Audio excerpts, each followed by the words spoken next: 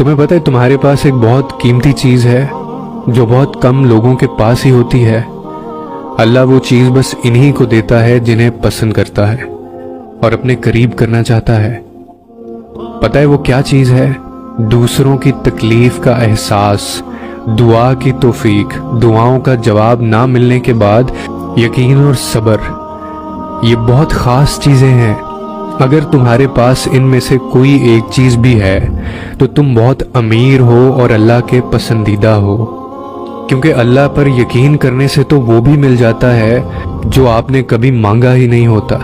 تو یقین رکھو اس پر، کیونکہ وہ بھی جلد مل جائے گا جو تم روز رو رو کر مانگتے ہو۔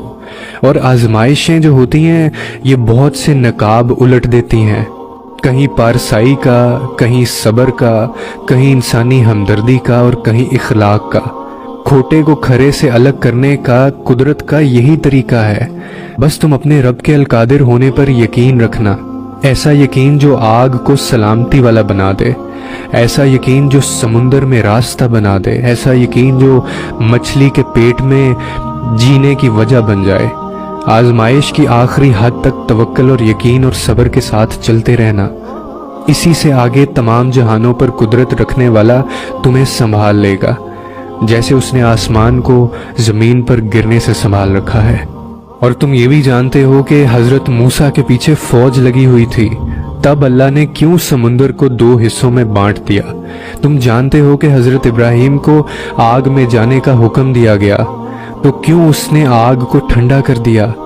تم جانتے ہو کہ کیوں اس نے حضرت یوسف کو کنویں میں بھی پالا؟ کیا تم جانتے ہو کہ کیوں اس نے حضرت ہاجرہ کو صحرا میں بھی زمزم دیا؟ کیوں حضرت یونس کو مچھلی کے پیٹ میں بھی محفوظ رکھا؟ کیوں حضرت زکریا کو عمر کے آخری حصے میں بھی اولاد سے نوازا؟ ان سب میں ایک چیز اہم تھی، ان میں سے کسی نے بھی ہمت نہیں ہاری۔ انہوں نے یقین رکھا کہ خدا راستہ نکالے گا، اور دیکھو خدا نے راستہ نکالا۔ وہ سب اس پر یقین رکھ کر آگے بڑھتے رہے، اور دیکھو اس رب نے بھی انہیں مایوس نہیں کیا۔ اور توکل تو یہی ہے کہ راستہ نہ ہو اور تم کہو اللہ راستہ بنانے والا ہے، اور جب تم اس کا اونچا گمان رکھو گے تو یقیناً سب اچھا ہی پاؤ گے۔ اور پھر دیکھنا وہاں سے راہیں نکلیں گی جہاں سے تمہارا وہم و گمان بھی نہیں ہوگا۔